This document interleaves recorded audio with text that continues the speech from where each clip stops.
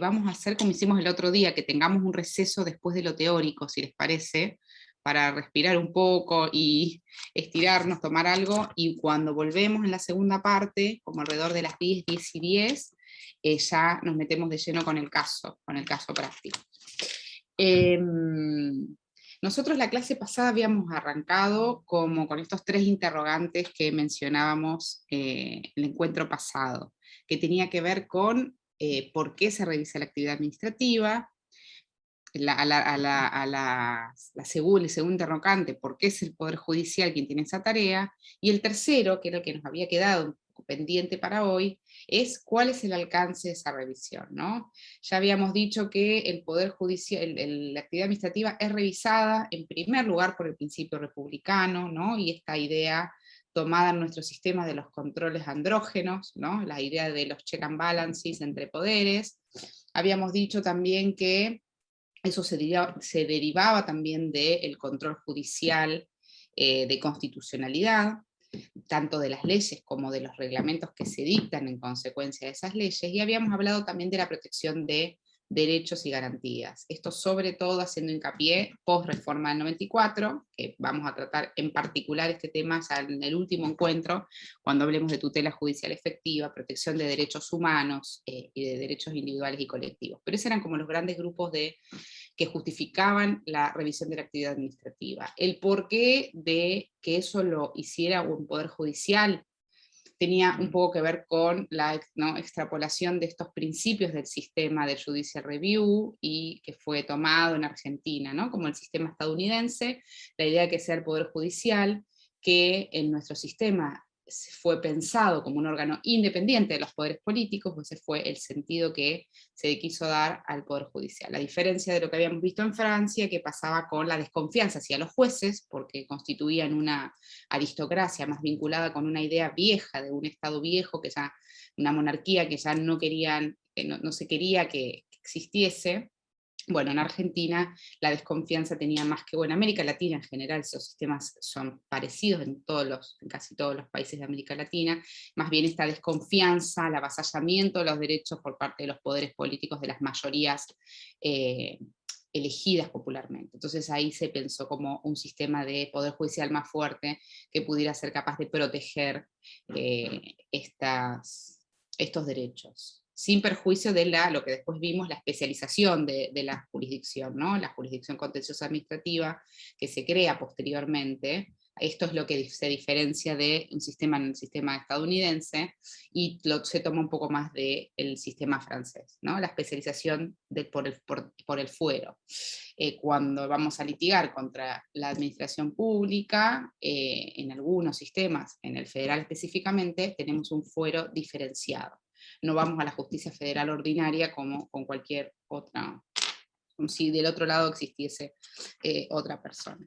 Bueno, llegamos entonces a este como el repaso de lo que fue el encuentro anterior, llegamos al tercer, lo repetimos y van a ver que a lo largo de las clases se van a repetir otra vez estos conceptos como para terminar de cerrar y de fijarlos, pero con respecto a la tercera pregunta, ahí vamos a ver cuál es el alcance de esa revisión judicial. Y acá nosotros mencionábamos que el criterio constitucional fue, desde la creación de nuestro Estado, al menos desde que se piensa como un control de tipo judicial a la actividad administrativa, fue a favor de esa revisión. Sin embargo, había algunas cuestiones que los jueces, que el Poder Judicial, no revisaba de la administración pública. Una eran los que se conocen, que bueno, esto ya también seguro vienen trabajando en otras materias, o de las carreras de cada uno también, ¿no? Esta idea de las cuestiones políticas no justiciables, las famosas cuestiones que quedaban exentas del control judicial por tratarse de cuestiones o actos vinculados con la función de gobierno. En Francia se llaman actos de gobierno, ahora está un poco en desuso también, en Italia también está pensado más como una idea de ejercicio del poder político.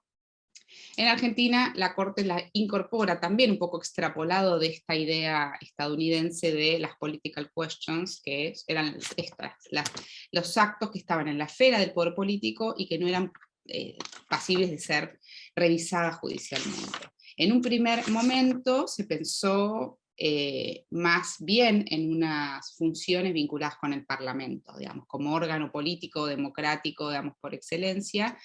Se pensó a las cuestiones jurídicas no justiciables vinculadas con la actividad parlamentaria. De a poco se fueron incorporando, a través de los distintos casos de la jurisprudencia, las cuestiones de la administración pública, lo que algunos doctrinarios llaman pues, cuestiones de política administrativa. Entonces, desde Estados Unidos, ya siglo XV, se mencionaban algunas cosas en particular, por ejemplo en el Reino Unido, cuando se discutían cuestiones vinculadas con disputas por el trono, ¿no? Por el trono en la corona, se discutían algunas cuestiones, ya había juzgados, en aquel momento que serían de primera instancia nuestra, que decían, en estas cuestiones nosotros no somos competentes para decidir, porque las cuestiones vinculadas con la corona son cuestiones de gobierno, y acá el Poder Judicial no tiene caso, no tiene nada que decir acá. Esta idea es la que se toma a principios del siglo XIX, en 1803-4, en el fallo, cuando se resuelve Marbury versus Madison, y se incorpora en Estados Unidos la idea del control de constitucionalidad. Esta idea se repite después a lo largo de la historia estadounidense, teniendo en cuenta sobre todo el objeto de revisión judicial. O sea, cuando estamos hablando de actos que se vinculaban, por ejemplo, con naciones extranjeras, con políticas de gobierno extranjero, con cuestiones de soberanía, decisiones que tomaba, por ejemplo, el Parlamento estadounidense en relación con cuestiones de soberanía, bueno, ahí la Corte fue delimitando esta idea, lo mismo la cláusula de garantía, la cláusula que le da la cláusula federal, que le da, parecida a la nuestra, en realidad la nuestra es parecida a esa, que le da las facultades al Estado federal de intervenir las provincias cuando hay cuestiones de conmoción interior, por ejemplo, en una provincia. Bueno, ahí también la Corte fue delimitando esta idea de cuestiones que no puede revisar. Esto fue incorporado acá en nuestro derecho a través de la jurisprudencia de la Corte, que vemos que tuvo un criterio bastante amplio de lo que eran las cuestiones políticas no justiciables, que con el tiempo se va achicando. Entonces, en paralelo al achicarse esta idea de cuestiones políticas que no se pueden judicializar, se van ampliando las facultades de revisión judicial. A medida que hay, por supuesto, menos cuestiones consideradas políticas, bueno, y no sometidas a revisión judicial, es mayor la intervención que tiene este poder en los asuntos. En general, no vamos a entrar en este tema en particular, porque hoy en día la doctrina de las cuestiones políticas no justiciables quedó un poco como en retroceso, pero sí a mí me parece bueno como destacar estos grupos de cuestiones políticas no justiciables que la Corte fue trabajando a lo largo de la historia. Algunos doctrinarios, a mí me gusta mucho una categorización que hace Alberto Bianchi sobre las cuestiones no justiciables, las divide esto de temas puramente didácticos, ¿no? Pero me parece que es como bastante claro en esto, en un libro que tiene de control de constitucionalidad, y hace una diferenciación entre cuestiones que se refieren a política exterior, cuestiones que se refieren a política interior, y cuestiones que él llama de política administrativa. A nosotros las cuestiones de política exterior se vinculan más con cuestiones o decisiones que toma el Congreso en particular. Dentro de las cuestiones de política interior, sí hay algunas que tocan, digamos, al Poder Judicial o a la actividad administrativa.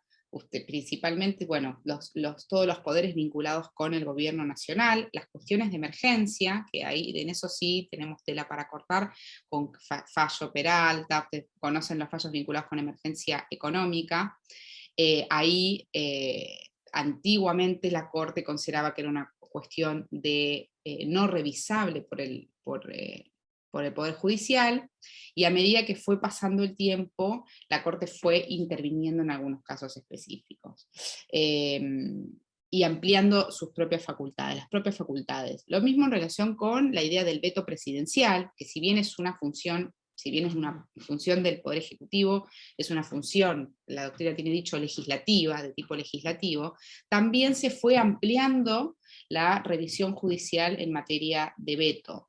No tanto de veto en sí, sino cuando existe una promulgación parcial por parte del Ejecutivo. Es decir, cuando el Ejecutivo veta parcialmente una ley y otra ley es publicable, antiguamente, o siguiendo el estándar más viejo de la Corte, diría, bueno, acá no podemos revisar esto, es una decisión puramente discrecional del Poder Ejecutivo. Sin embargo, en fallos como más actuales, del siglo XX, la Corte dijo, sí podemos revisar esto, podemos revisarlo cuando la parte promulgada de esa ley desvirtúa el proyecto original de la ley, ¿no? Hubo un caso en la Corte en materia laboral en el cual justamente el presidente había vetado gran parte de una ley vinculada con derecho del trabajo y solo había promulgado 4 artículos de esa ley. Ahí la Corte intervino diciendo, antes yo decía que no podía intervenir en estos casos, ahora tengo que analizar si esta parte de la ley promulgada se puede, digamos, escindir del texto que el Congreso decidió enviar para aprobación. Si el texto aprobado, esos 4 artículos, desvirtúan el sentido, el espíritu del proyecto original deliberado en el Congreso, bueno, ahí tengo facultades para revisar judicialmente la medida, pese a que a priori se puede decir que es una medida excluida de la revisión judicial o propia de los poderes políticos. Esto como ejemplo, digamos, pero dentro de las cuestiones de política interior, algunas tocan decisiones administrativas, las cuestiones de emergencia, las cuestiones de veto presidencial, las cuestiones de indultos también, que bueno, en nuestro caso en Argentina no se usó tanto la figura del indulto, pero al ser una facultad presidencial, también ahí la Corte intervino en algunas cuestiones vinculadas con indulto.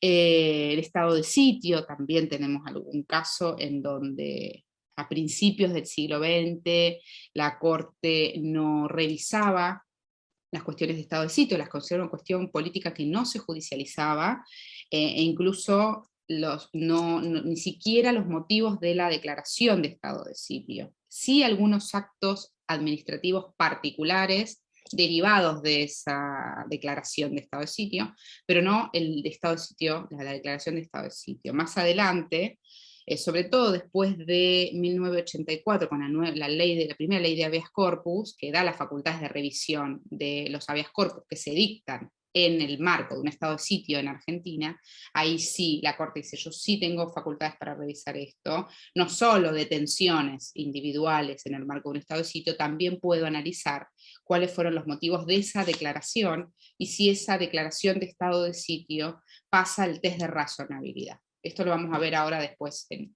una segunda parte, pero la idea de razonabilidad que se va incorporando a través de estos casos, hay un fallo muy conocido vinculado con una detención en contexto de estado de sitio, que es el caso Antonio Sofía, del año 1959, ahí la Corte específicamente dice, y habla de la razonabilidad de las medidas, la razonabilidad del estado de sitio. Esto como ejemplo, digamos, de las grandes cuestiones en donde la Corte ha dicho en un primer momento que no se revisaban, y entonces quedaban exentas ahí del control judicial, y luego se fueron ampliando y la Corte fue interviniendo en esos temas.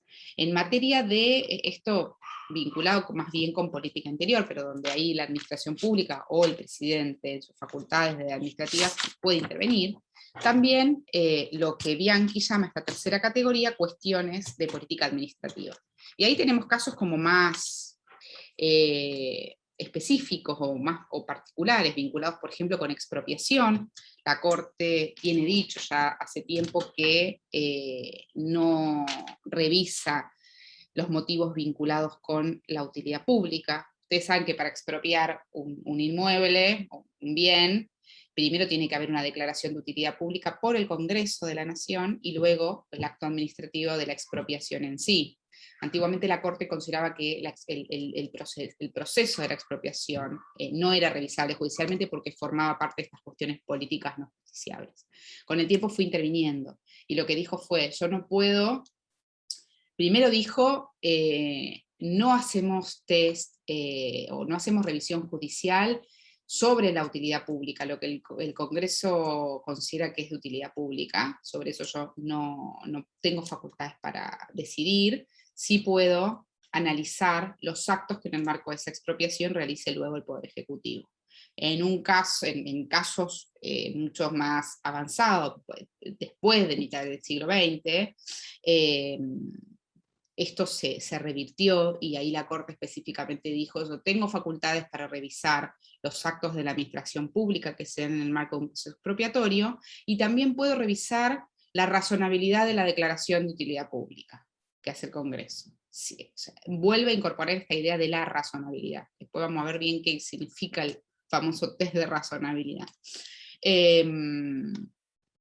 Bueno, en materia de expropiación entonces, ahí siempre aprendemos en las facultades, y todo el famoso caso de Municipalidad de Capital contra el Ortondo, que lo repite, y lo repetimos, y lo vemos.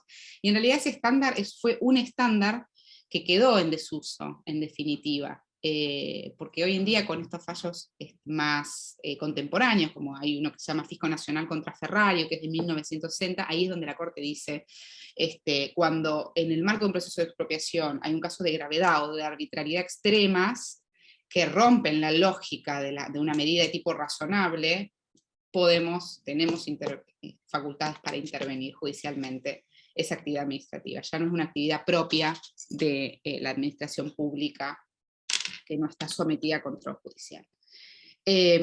Algunas otras cuestiones de política administrativa en donde se repite este estándar, donde hay una idea primero de la no revisión judicial y se va ampliando hasta posibilidades de revisión más amplias. Bueno, por ejemplo, el régimen interno de las universidades, que por supuesto sigue vigente. Las universidades públicas nacionales, que tienen autonomía, tienen un funcionamiento propio, y ahí, creo que lo van a ver en materia de regulación, ahí no tiene facultades el Poder Ejecutivo, la Administración Pública, para intervenir, para revisar los actos administrativos que dicte, por ejemplo, el Consejo Directivo de una facultad.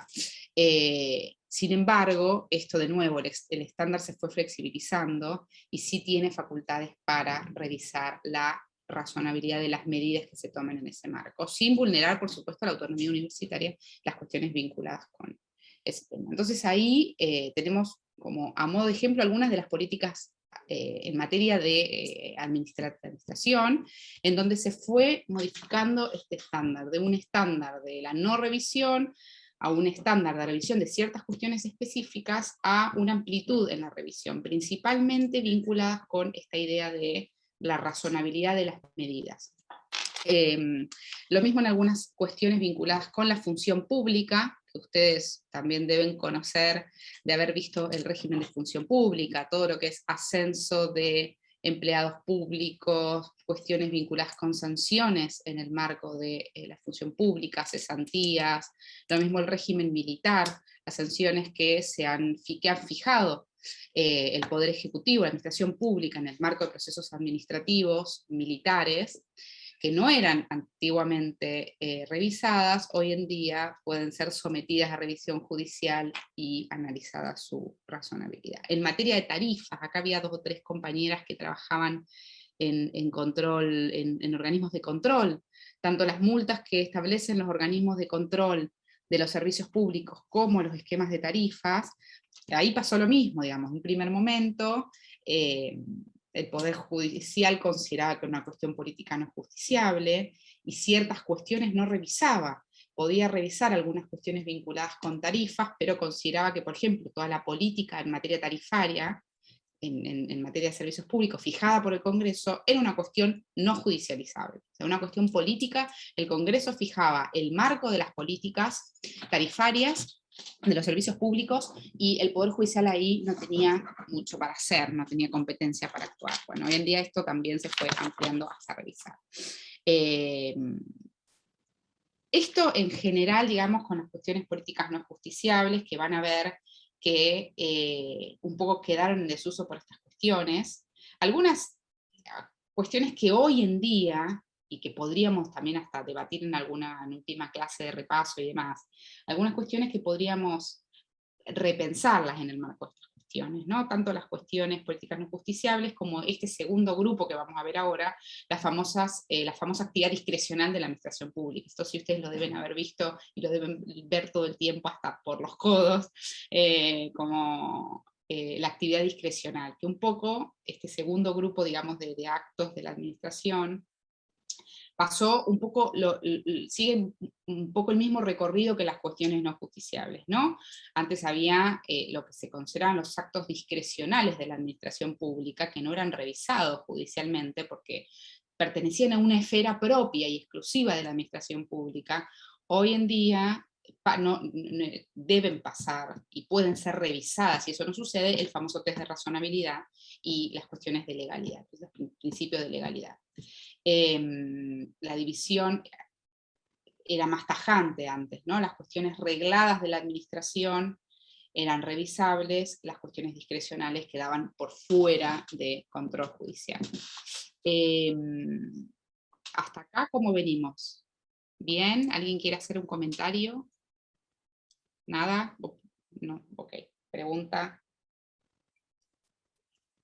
Entonces, vamos a este segundo grupo, vamos a volver como al principio de todo. Dijimos entonces, la actividad administrativa es revisada, el principio es la revisión plena, y esto se vincula con la garantía de la tutela judicial efectiva, la revisión plena de la actividad administrativa, con estos grupos de actos que quedan un poco apartados de la revisión, las cuestiones políticas no justiciables, que hoy en día son pocas, podríamos discutir ahí cuáles son, y otras son las facultades discrecionales. Estos son los dos grupos que quedan afuera, o que por lo menos exigen una revisión judicial un poco más laxa. ¿Por qué les mencionaba hoy? Porque hay casos de actualidad, porque uno por ahí piensa en estas teorías como teorías más viejas, o quedaron un poco en retroceso, pero algunas cuestiones en particular, por ejemplo, ahora se me ocurría porque leyendo esta mañana noticias vinculadas con la vacante de la jueza, que dejó la jueza Hayton de Nolasco en la corte y demás, que todavía no está, no hay designada o no hay propuesta ninguna jueza, ningún juez nuevo. Pensaba, ¿no? Digamos, históricamente estas cuestiones políticas, es considerada una cuestión política no justiciable la facultad que tiene el presidente o la presidenta de la nación de designar jueces de la Corte. Por supuesto que es compartida porque ahí requiere acuerdo del Senado, bla, bla, pero es una función que históricamente la Corte consideró como una cuestión, todo lo vinculado al nombramiento de jueces, como una cuestión política, no justiciable. Pero digamos, en principio podemos decir, bueno, presidente propone un nuevo juez de la Corte Suprema, y propone en reemplazo de Hayton de Nolasco un hombre, X. Con las nuevas leyes de cupo, la nueva interpretación que la propia Corte hizo del principio de igualdad, algunos avances doctrinarios en la materia, ¿no? Esta idea de la igualdad, no solo igualdad formal ante la ley, sino también una igualdad vinculada con el no sometimiento, ¿no? Las acciones afirmativas, la incorporación en la vida pública de las mujeres, esto también como complementado con los derechos humanos, la CEDAW y demás.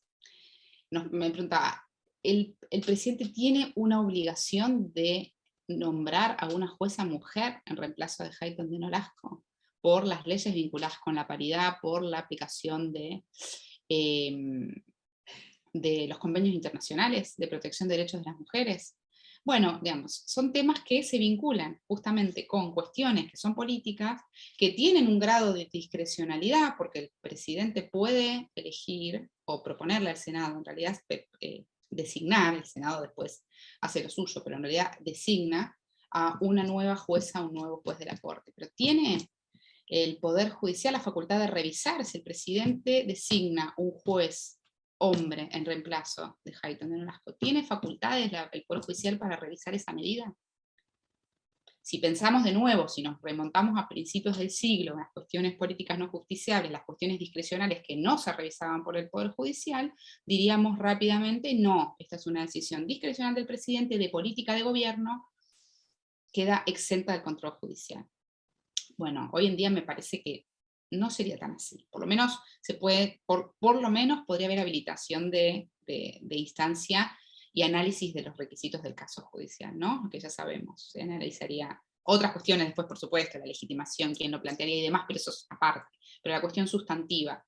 Me parece que un poco estas son las cuestiones que se dan, por supuesto no hay, este tipo de decisiones no ocurren todos los días, no hay vacantes después de la corte todo el tiempo, pero sí este caso en particular, que se puede llevar a cuestiones más pequeñas, como les contaba hoy, los casos de expropiación, por ejemplo, que se dan, o los casos vinculados de nuevo con las tarifas de servicios públicos, que están en permanente diálogo, digamos, ahí con el Poder Judicial, tanto los órganos de control de los servicios públicos como el propio Estado cuando fija los cuadros tarifarios. Bueno, y un poco pasa esto con las cuestiones discrecionales, entonces, que fueron también en una evolución parecida en materia de revisión judicial, ¿no? Ahí tenemos, ese es el texto que yo les mencionaba hoy, que si lo quieren leer, tiene más teoría, que no tiene casos prácticos, pero más teoría interesante, esta diferenciación entre los actos que son reglados y los actos que son discrecionales de la administración pública.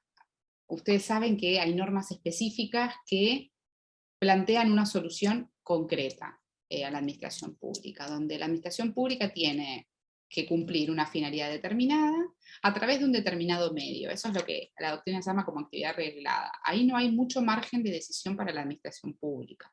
El registro civil tiene que inscribir a una persona cuando nace, con el nombre que le otorguen sus padres. En ese caso, digamos, hay obligaciones que son concretas y que si esa obligación no es cumplida de la forma en que establece la reglamentación o la ley habilitante, la revisión es plena. El Poder Judicial puede revisar el acto, revisar el camino que siguió la administración y por supuesto revisar las faltas, ¿no? Como en este caso podría ser una no inscripción. Los actos discrecionales, en cambio, dan un margen de volición a la administración pública. Autores hablan de margen de volición o de margen más amplio de apreciación a la administración pública para tomar decisiones. Puede ser una discrecionalidad en la elección, es decir, la administración pública tiene varios caminos o puede tener tiene varias opciones de decisión, o puede ser una discrecionalidad mucho más amplia aún, que es la discrecionalidad con consecuencias ilimitadas. No tiene para elegir un camino A, B o C, sino simplemente tiene una manda constitucional. Por ejemplo, se le ordena al Poder Ejecutivo ejecutar la política fijada por el Congreso en materia de género.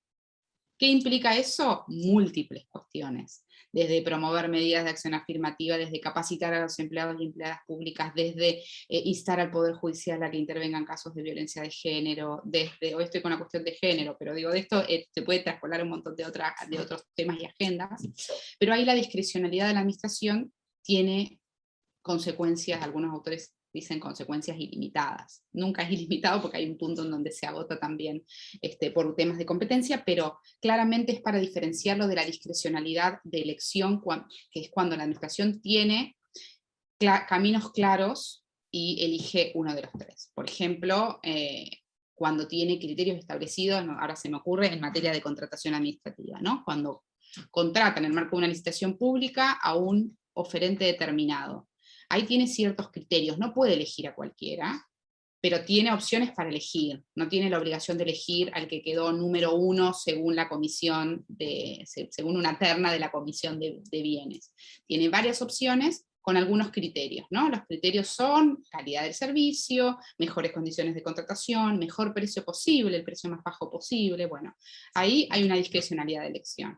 No puede elegir a cualquiera, no puede elegir a un oferente que no haya participado en la contratación, eso es claro, no puede elegir al oferente que sea más caro, pero bueno, ahí ya entramos en análisis de la razonabilidad, porque puede suceder un caso en donde se elija al más caro, y ahí hay que ver, digamos, por qué, cómo se vincula esto con la calidad de la contratación, con los servicios o bienes que ofrece el oferente elegido y demás. Pero bueno, claramente acá estamos con las cuestiones, o sea, lo que quería mostrar era esta discrecionalidad, los varios caminos que tiene la administración. que hoy en día también, digamos, esto, la doctrina de las cuestiones de los actos discrecionales, fueron un poco de la mano con las decisiones de oportunidad, mérito y conveniencia, que también la Corte las fue mencionando, las mencionó en relación con la oportunidad o la eficacia o ineficacia de las leyes, así como la Corte ya a fines del siglo XIX, principios del siglo XX, comienza a decir: yo no tengo facultades para revisar la conveniencia o inconveniencia de una ley, las cuestiones de eficacia o ineficacia de una ley. En paralelo también fue diciendo algo parecido a la actividad administrativa, ¿no? Yo no tengo facultades para revisar cuestiones de oportunidad, mérito y conveniencia, cuestiones que la administración pública resuelve en ejercicio de la oportunidad o la conveniencia. Esto con el tiempo fue cambiando también, y la discrecionalidad, y acá hay autores que específicamente lo dicen, Balbín, tenemos a Mayral, que la discrecionalidad no implica la ausencia de reglas. Antiguamente, como esta división tajante entre facultades regladas y discrecionales, se asociaba las facultades discrecionales con ausencia de reglas, como la administración pública puede hacer lo que quiera. Hoy en día específicamente se dice esto, ¿no? La discrecionalidad no implica una ausencia de reglas. En primer lugar, hay un marco de legalidad que tiene que garantizarse, esta famosa legalidad como precondición de la actividad administrativa. En el marco de la legalidad, y esto se vincula, esto seguro sí ya lo vieron en otras materias y demás, con esta idea de la vinculación positiva de la administración pública que rige en nuestro país. En nuestro país, la administración pública se encuentra vinculada de manera positiva, se dice, a las leyes, es decir, tiene facultades para hacer lo que específicamente el sistema le habilita a hacer. Al revés de lo que pasa con otras administraciones públicas, por ejemplo el sistema alemán, en donde hay una vinculación negativa, la administración pública puede hacer absolutamente todo lo que no le esté expresamente prohibido, que es lo que rige para nosotros como individuos, ¿no? Por nuestro liberalismo frente al Estado. Nosotros podemos hacer todo lo que queramos, excepto las cuestiones que la ley nos las prohíbe. Para el Estado, para la administración pública, es al revés. La administración pública solo puede hacer lo que se encuentra específicamente habilitado. Por eso ustedes ven en el derecho administrativo la competencia, las cuestiones de competencia, las cuestiones de habilitación y las cuestiones, bueno, justamente de legalidad. Entonces, la primera cuestión vinculada con las cuestiones discrecionales, que fue cambiando a lo largo del tiempo, fue esta idea de la discrecionalidad no implica ausencia de reglas. La legalidad es una precondición de la validez de esa actividad administrativa. Cuando no existe esa legalidad, el Poder Judicial puede intervenir, digamos, tiene facultad, en el marco de un caso, por supuesto, ¿no?, de revisar esas medidas. Y la segunda cuestión, vinculada con los actos discrecionales, tiene que ver con esto que les mencionaba hoy, del famoso test de razonabilidad. Puede ser que un acto administrativo dictado en el uso de facultades discrecionales y en un marco de legalidad, con un sistema habilitando a tomar la decisión, así todo sea irrazonable, exceda el marco de lo razonable. Y en ese caso, cuando una decisión es irrazonable, el Poder Judicial también tiene facultades para intervenir o para revisar la medida. Esto también se fue incorporando a lo largo de la historia a través de distintos fallos, ya también después de mitad del siglo XX, con el fallo Cine Callao, pero en varios casos en donde se dijo que es posible analizar cuestiones de actos discrecionales cuando existen medidas irrazonables.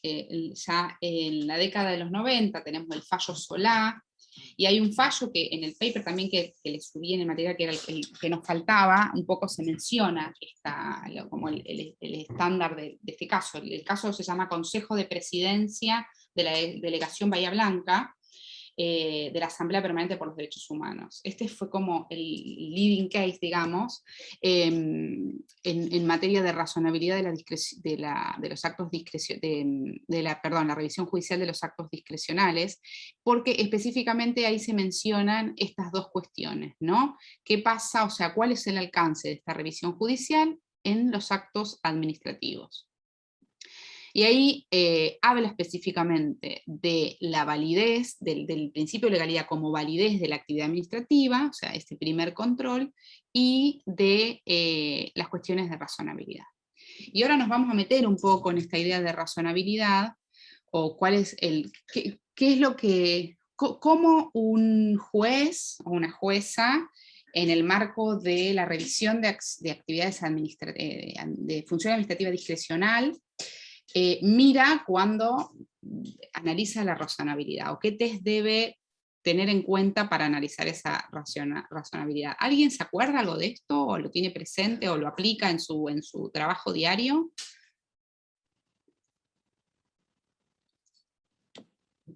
¿Nadie? ¿Alguien se acuerda qué implica el test de razonabilidad? ¿Cómo un juez, una jueza puede medir la razonabilidad de una medida administrativa? Analizando la adecuación de los medios a los fines perseguidos. ¿Quién habla? Paula. Ahí te había perdido entre las caras. Sí, muy bien, perfecto. Una de esas es como el primer análisis que hace, el primer estándar, el famoso test tripartito, dicen algunos autores ahí. Los jueces, cuando analizan la razonabilidad de una medida, deben pasar este estándar tripartito, ¿no? Que tiene, es un test que tiene estos tres aspectos, o estos tres elementos. Uno es, como bien menciona Paula, es la adecuación de los medios y los fines, digamos. ¿Cuál es? Bueno, acá tenemos algunos casos que podemos mencionar de la Corte, ¿no? Y acá ya se empieza a analizar el famoso caso Arenson, no sé si alguien lo recuerda, en donde se discutía, de esto simplemente como ejemplo, pero se me viene ahora a la cabeza porque ahí se discutía justamente, había una reglamentación que exigía que para ser docente en las escuelas se tuviese una estatura superior, creo que era 1,60 m en aquel momento. Justamente ahí la Corte, obviamente este caso se judicializa porque había una persona cuya estatura era inferior al 1,60 m que quería ser docente en la escuela universitaria, y ahí la Corte analiza la cuestión de la adecuación.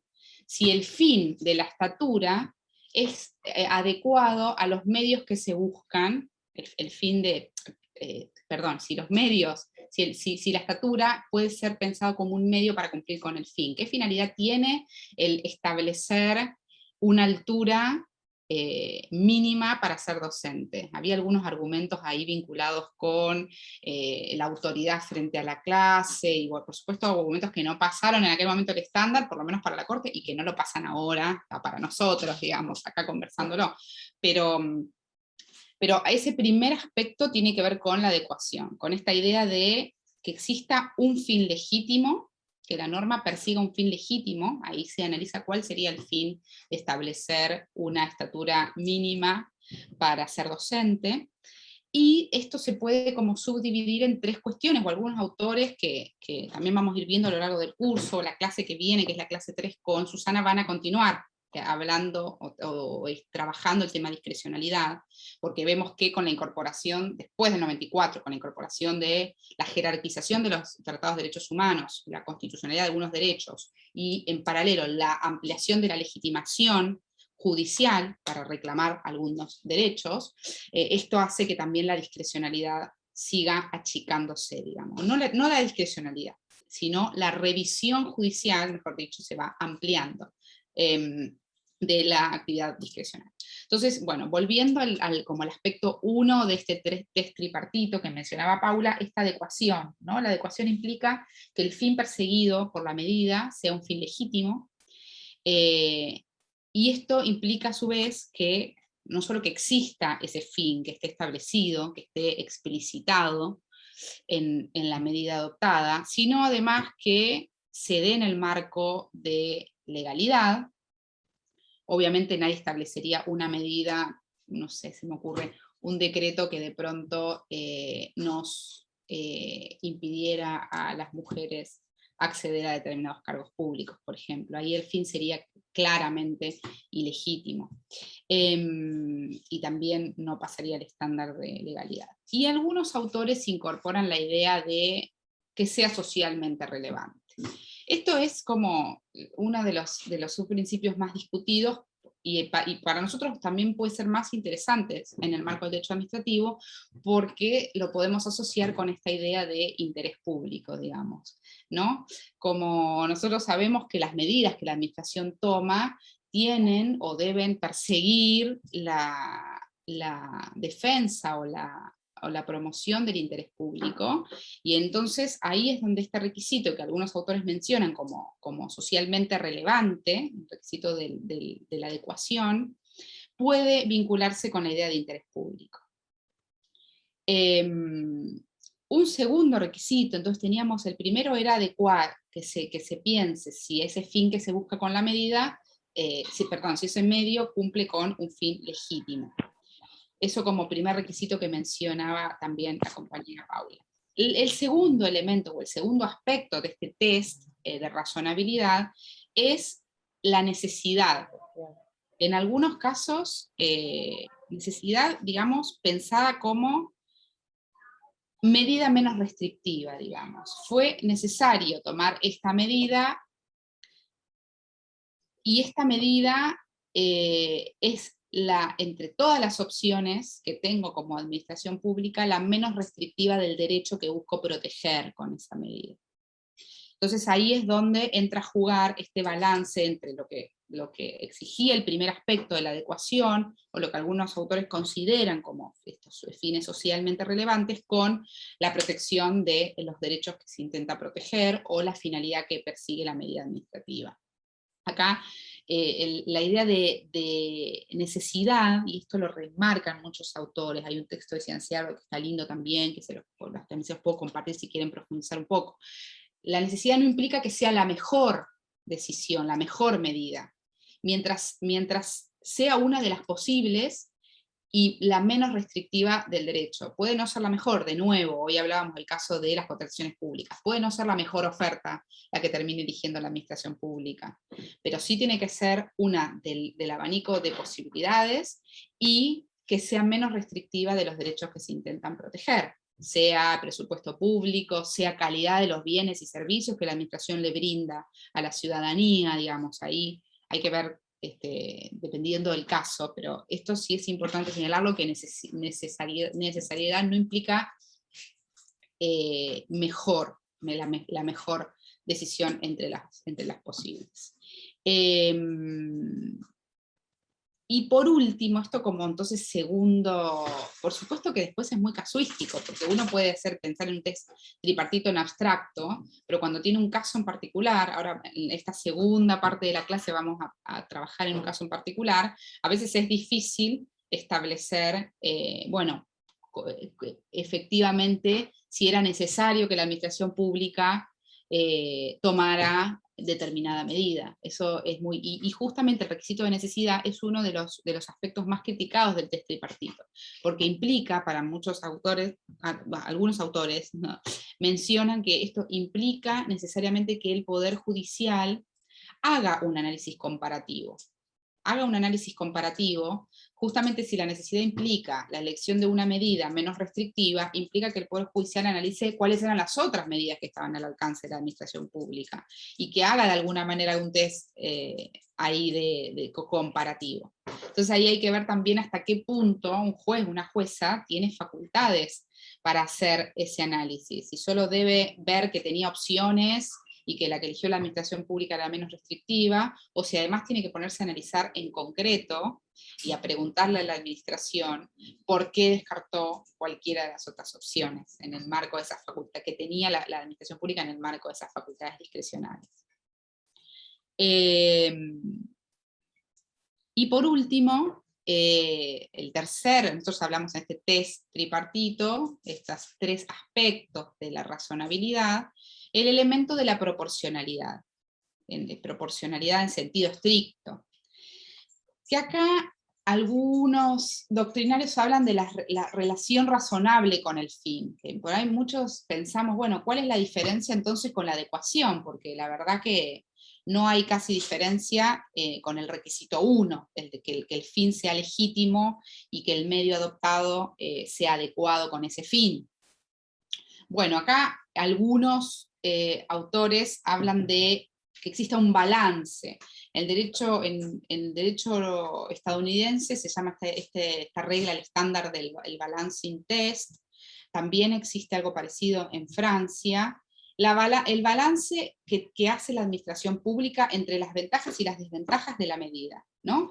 Como el tribunal alemán también lo llama, como esta idea de las cargas no excesivas, que la medida que se toma, además de que esté adecuada, de que sea adecuada con el fin que persigue la norma, que esto implica de nuevo que sea legal y que sea socialmente relevante y cumpla con una idea de interés público, que además sea necesaria, es decir, que no haya tenido una mejor opción la administración, mejor entendida en el sentido de menos restrictiva de los derechos que se intentan proteger. Además exige que no implique una carga excesiva para la administración, que tenga un correcto balance entre las ventajas y desventajas que implican esa medida. Y ahí entonces se quedaría, digamos, cerrado este tercer elemento de la razonabilidad, tal y como la Corte lo ha trabajado. Después tenemos algunas discusiones interesantes sobre algún tipo de medidas que toma la administración pública que requieren algún test, y acá lo vemos en el concepto de categorías sospechosas, por ejemplo, ¿no? Cuando la administración pública toma una decisión que hace algún tipo de distinción en materia de, por ejemplo, género, el estándar de razonabilidad que tiene que tener el Poder Judicial para revisar esa medida es un estándar de razonabilidad más estricto, que presupone invierte la carga de la prueba, básicamente, presupone una actitud ilegítima de la administración pública, y ahí es entonces la administración quien debe demostrar que esa medida es la medida correcta, la medida menos restrictiva y que cumple con el estándar de la proporcionalidad y de la adecuación. Entonces, hasta acá, ¿cómo venimos? ¿Bien? ¿Alguien tiene un comentario, duda, pregunta? ¿No?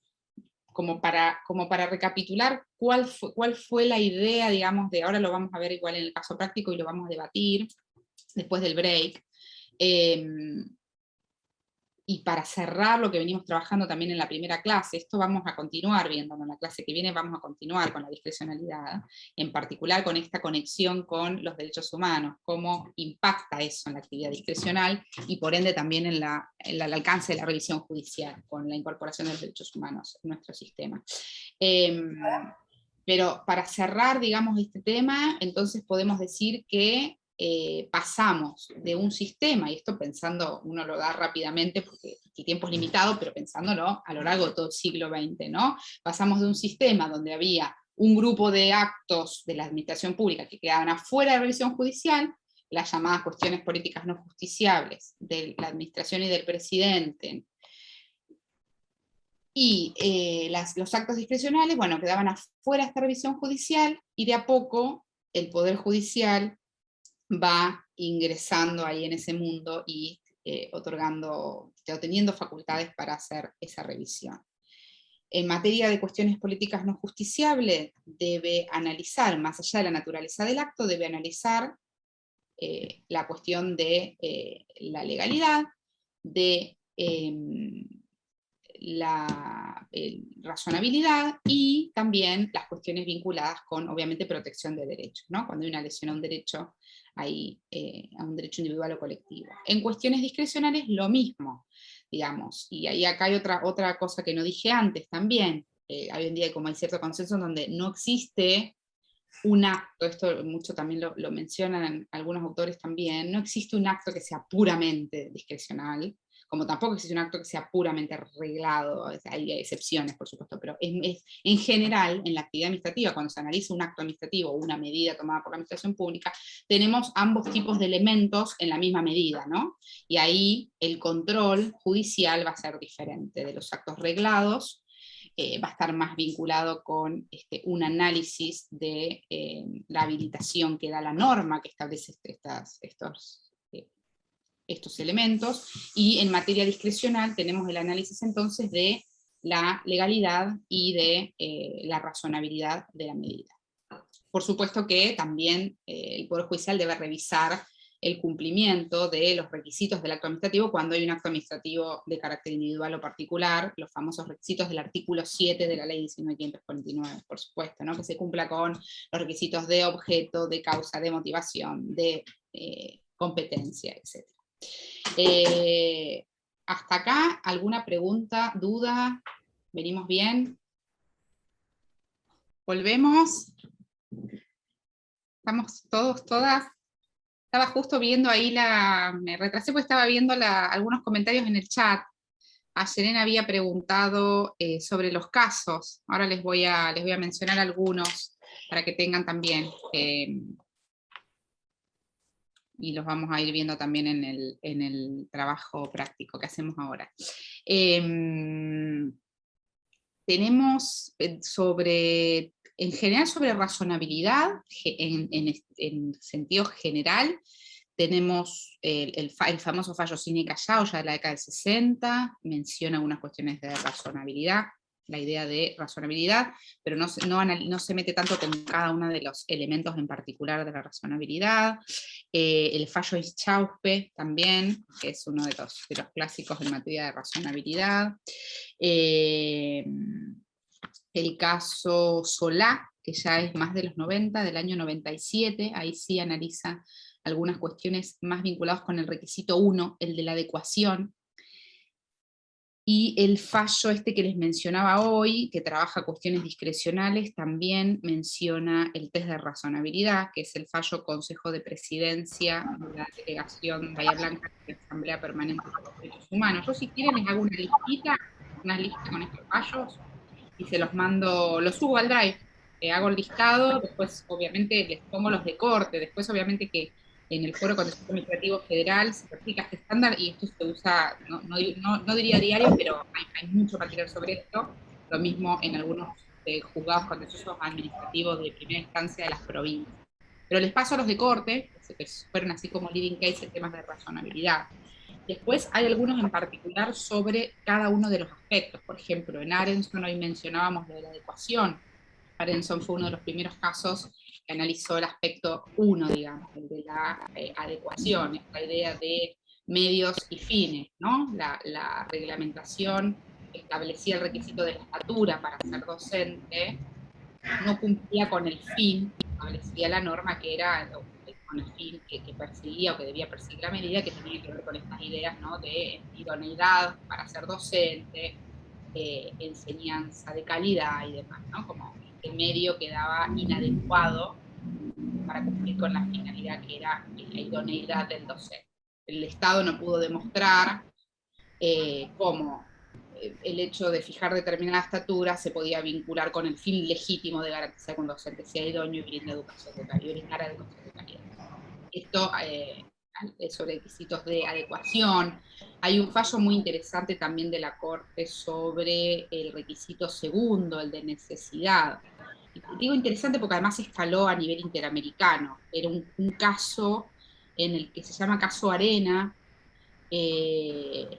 No me acuerdo el año de trámite, pero se los voy a pasar también, en el mismo listado que les pase se los pongo. Este caso estaba interesante porque se discutía, se judicializó a través de un amparo, se discutía la revisación para ingresar a establecimientos carcelarios. Las revisaciones en materia de estupefacientes, había una reglamentación.